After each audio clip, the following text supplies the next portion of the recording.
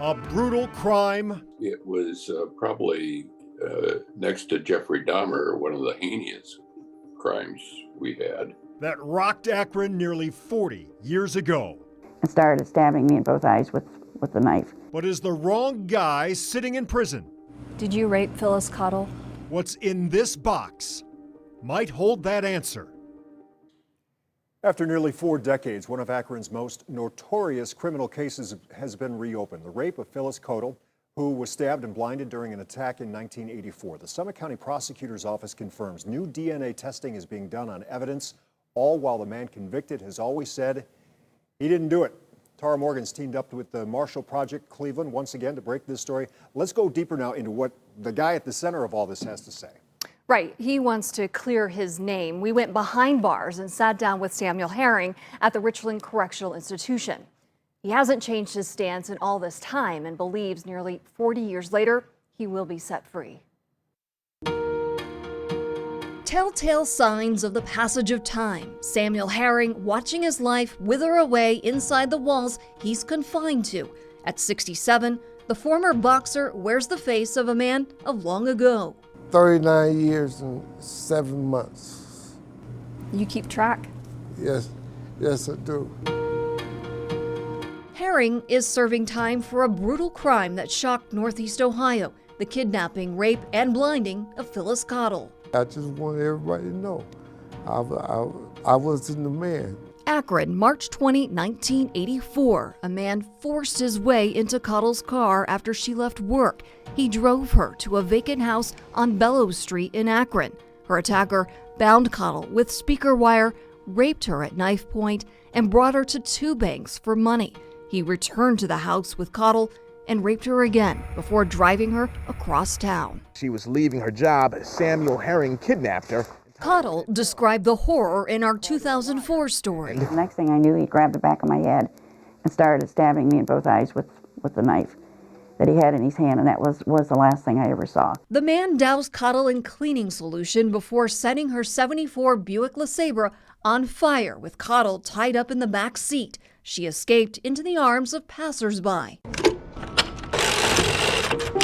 News 5 investigators partnered with the Marshall Project Cleveland to re-examine the case. We went back to a dark era in Akron's history to better understand the heinous crime unfolding in black and white. A composite sketch the Akron Police Department prepared. 3 months later in June, a jury trial. The defense, emphasizing the question of the mustache and differing descriptions of the gym bag, contended that Herring was the victim of mistaken identity.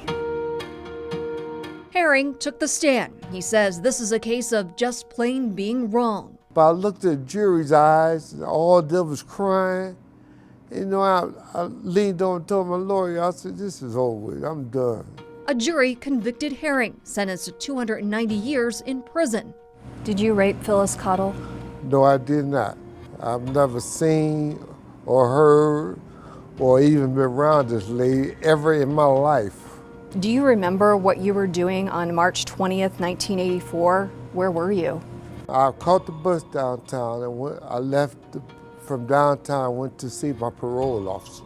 Herring was on parole for 2 previous convictions, a shooting and a burglary. This is where he met with his parole officer, Case Avenue and East Market Street. His alibi? His nephew, who was 14. He testified about getting 2 phone calls from Herring around the same time of the Cottle kidnapping. I signed in, then I left there, and I went to the gym, to the boxing gym, because I was training for a fight. The case catapulted Cottle and her family into a fight of their own, vowing to never let Herring see the light of day. A mission backed by Summit County Prosecutor Sherry Bevan Walsh, wanting to continue battling evil on her behalf. Them people hate me, and I understand, but it's so wrong. You know, they hate the wrong person. In 2019, Herring was denied parole by a majority vote, but Herring says one board member suggested he write the Ohio Innocence Project, so he did. Right away. I care about what people think. I want to prove my innocence, regardless I did all the time or not. I want them to know I wasn't the one that done it. That time could be now. After we started asking questions, an evidence box was found taped up and tucked away in storage. Inside, state exhibits in Herring's trial: bindings, wire, victim's clothing, car refinisher, and a white cloth, all now at BCI for DNA testing. What went through your mind after you digested that there's evidence that could be tested and it could free you? Wow, I just feel like a cloud just coming off of me.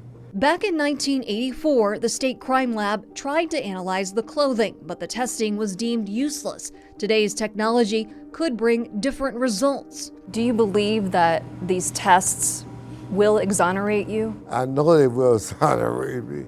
And what happens if they come back inconclusive? Wow. I just pray they don't. I just pray they don't. We don't go out trying to find and convict innocent people. Lynn Slaby was shocked when we called. He was the Summit County prosecutor in 1984. It was probably next to Jeffrey Dahmer, one of the heinous crimes we had. Slaby marveled at what technology can do now, yet cautioned DNA doesn't convict or acquit someone by itself. No one case relies on no one piece of evidence. Cottle testified she never really got a good look at her attacker, but she would go on to live in the public eye, a champion for the blind. What is his debt to me? He put me in a prison of darkness for the rest of my life. Cottle died in 2013. It bothers me. That eats at me.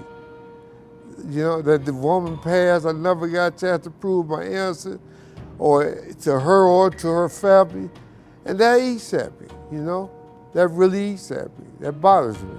Is there anger towards anyone? I don't have anger. No, I don't have any anger. I have anger at the system because they put me here. And I just felt like they knew I didn't do this.